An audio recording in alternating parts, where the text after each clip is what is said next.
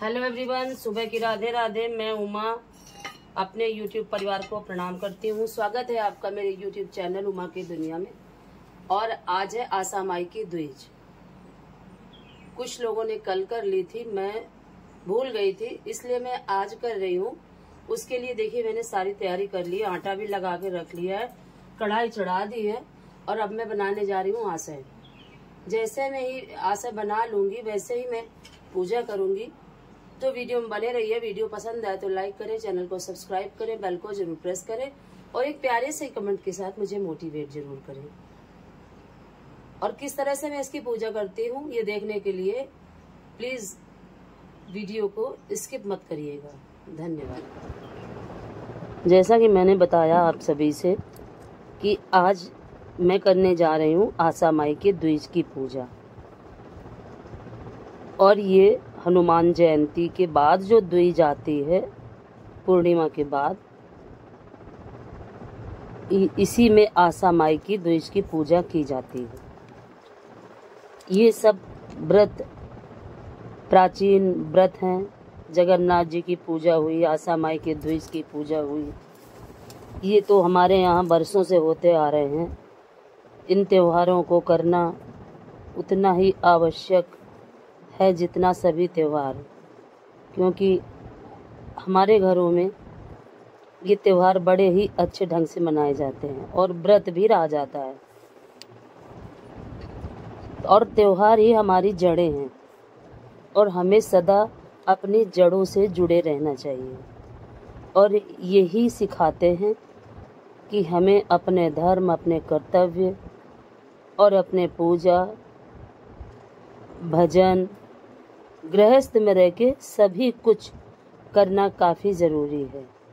और ये देखिए सुबह मैं जल्दी उठ के और सारे काम अपने निपटा चुकी थी, क्योंकि सुबह ही थोड़े ही समय के लिए द्विज थी और बाकी तो सभी लोगों ने कल ही कर ली थी आज भी, लेकिन आज सुबह जल्दी थी और मैं भूल गई। पता नहीं कभी कभी मेरे दिमाग को क्या हो जाता है, तो मैं फिर जल्दी उठ के सारे काम निपटा चुकी थी और मैंने सोचा कि फटाफट से पूजा कर लूँ।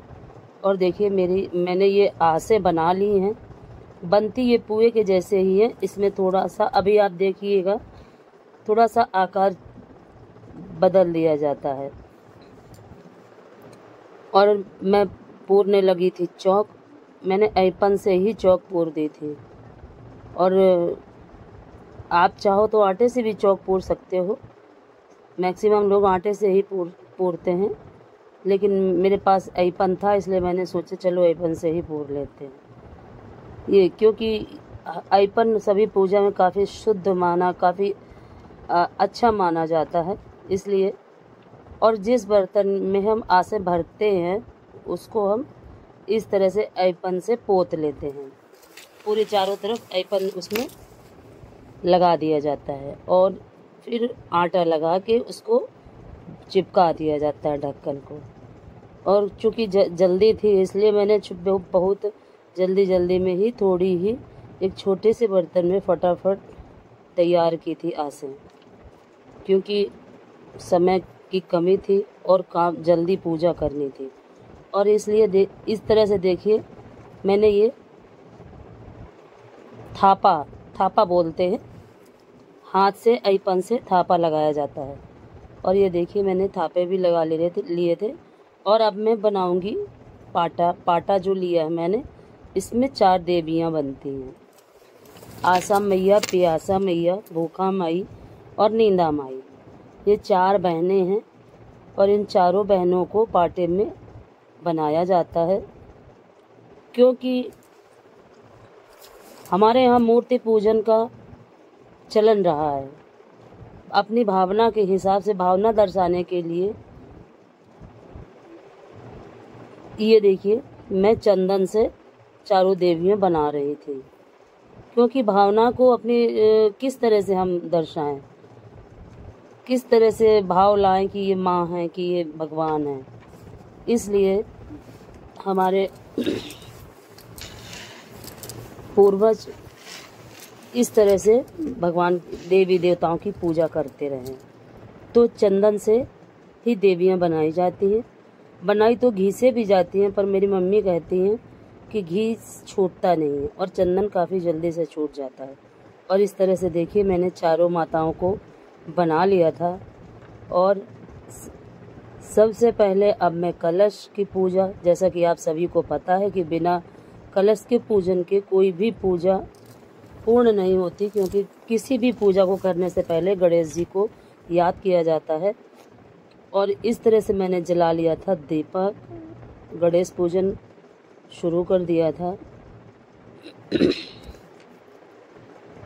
और फिर जलाई थी मैंने धूप, क्योंकि सभी पूजा में सुगंध काफ़ी ज़रूरी होती है। तो सर्वप्रथम धूप जला ली थी मैंने और धूप दिखा दी थी, क्योंकि शुद्ध वातावरण ही भगवान को हमारे करीब लाता है। और ये एक भाव है जिससे हमारे घर में का वातावरण भी काफ़ी सुंदर हो जाए, इसलिए ही हम धूप दीप वगैरह सभी जलाते हैं। और ये देखिए करने लगी थी मैं पूजा। और इस समय गर्मी की वजह से ज़्यादा फूल नहीं निकल पा रहे हैं, बहुत ही थोड़े फूल निकलते हैं। धूप काफ़ी तेज होने लगी है। और इस तरह से गौरी गणेश की पूजा के साथ साथ मैं माताओं की पूजा भी करते जा रही थी। और देखिए पुष्प, अक्षत, पैसे सभी कुछ चढ़ा दिए थे मैंने। और ये अब चढ़ा, देखिए इनका आकार इस तरह का होता है, नोक जैसी निकली होती है। ये बनते पुए जैसे ही हैं, लेकिन इनमें नोक जैसी निकाली जाती है। और ये देखिए सब कुछ मैंने चढ़ा दिया था। फिर मुझे कौड़ी चढ़ानी थी, तो कौड़ी मेरे पास पूजा घर में ही रखी रहती हैं। इस पूजा में कौड़ियों का काफ़ी महत्व है। कौड़ियाँ ही इस पूजा में मेन होती हैं। कौड़ी चढ़ाई जाती है माता को और फिर कथा करी जाती है। और कथा जब आप सुनो, किसी भी पूजन में आप कथा जब भी करो या सुनो, तो हाथ में चावल ज़रूर लेना चाहिए। जो भी हो, ना कुछ हो तो पुष्प ले लो। और मैं तो हाथ में ले ली थी पुष्प और चावल। और फिर मैं लगाने लगी थी भोग। भोग में पंचामृत बनता है हमारे यहाँ और आसे बनती हैं। इस तरह से मेरी पूजा पूरी हो चुकी थी और मैं करने लगी थी आरती।